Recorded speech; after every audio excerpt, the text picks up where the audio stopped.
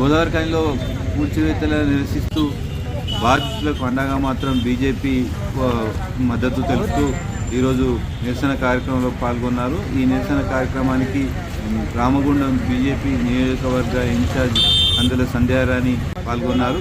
చెప్పండి, ఈ నిరసన ఎందుకు చేస్తున్నారు?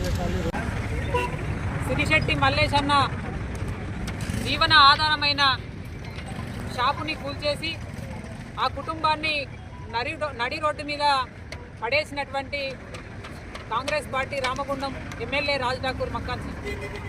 ఇవాళ దేశంలో రాష్ట్రంలో నిర్మాణాలు జరిగితే అభివృద్ధి, కానీ ఇవాళ ఎమ్మెల్యే ఇక్కడ గెలిచినప్పటి నుండి మొత్తం కూల్చివేతల పర్వం. ఈ 2 నెలల్లో ఈ ప్రాంతంలో అనేక కూల్చివేతలతోటి కుటుంబాలని రోడ్డు మీదేసి ఇవాళ అదే అభివృద్ధి అని చెప్పి ఇవాళ కాంగ్రెస్ నాయకులు మాట్లాడుతూ ఉన్నారు.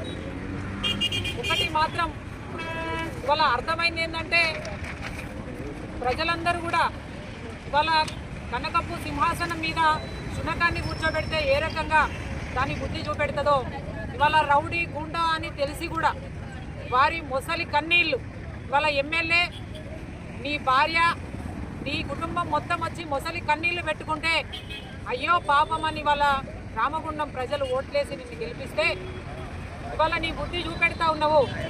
ఏదైతే వాళ్ళు భయపడి ప్రజలందరూ నిన్ను నమ్మలేదో, గతంలో ఓటమి పాలు చేసిండ్రో, ఆ ప్రజల జీవితాల్లో మట్టి కొట్టి ఇలా ఆ కుటుంబాలని రోడ్డు మీద వేసినావు. ఇలా సిగ్గుతో తలదించుకోవాలి నువ్వు. ఇవాళ ప్రజల జీవితాలతోటి ఫుట్బాల్ ఆడుతూ ఉన్నావు. ఇవాళ పొద్దుగా లేస్తే గోదావరి కని ప్రజలు అభివృద్ధి మాట దేవుడెరుగు, కనీసం మమ్మల్ని బతకనీయమని చెప్పి ఇవాళ ఏడ్చేటువంటి పరిస్థితి ఇవాళ నువ్వు చేస్తూ ఉన్నావు.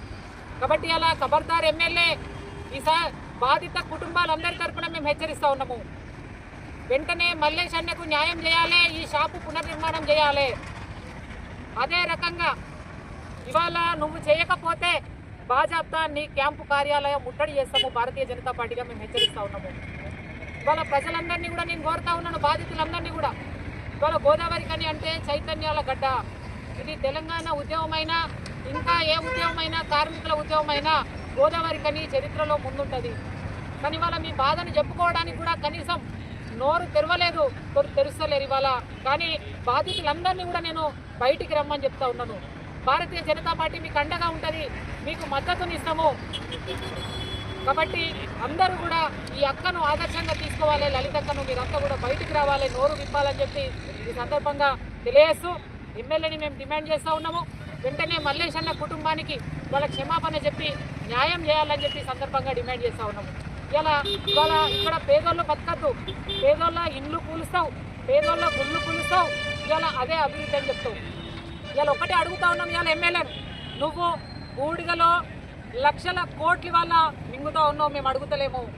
ఇలా ఓబీ కాంట్రాక్టులలో ఇవాళ నువ్వు కోట్లు తీసుకుంటా ఉన్నావు, మేము అడుగుతలేము. ఇవాళ ఇక్కడ మట్టి అమ్ముకుంటున్నావు, ఇసుక అమ్ముకుంటున్నావు, బూడిద అమ్ముకుంటున్నావు, మేము అడుగుతలేము. కానీ పేదోళ్ళ జోలికి వస్తే మాత్రం ఖబర్దార్ ఖచ్చితంగా వాళ్ళ వైపున నిలబడి మేము పోరాటం చేస్తామని చెప్పి ఈ సందర్భంగా హెచ్చరిస్తా ఉన్నాం. Thank you. మొత్తానికి గోదావరి ఖనిలో మాత్రం అక్రమ కట్టడాలంటూ పేద ప్రజల ఇండ్లు కూల్చివేస్తున్నారంటూ బీజేపీ రామగుండం నియోజకవర్గ ఇన్ఛార్జ్ కందుల సంధ్యారాణి ఎమ్మెల్యే మక్కాన్ సింగ్ రాజ్ ఠాకూర్ మాత్రం హెచ్చరించారు. రాబోయే రోజుల్లో ఖచ్చితంగా ప్రజలు మీకు బుద్ధి చెప్తారని చెప్పి వారు తెలిపారు. కెమెరామెన్ మహేష్తో శ్రీనివాస్, ఏఎన్ఎస్, గోదావరి ఖని.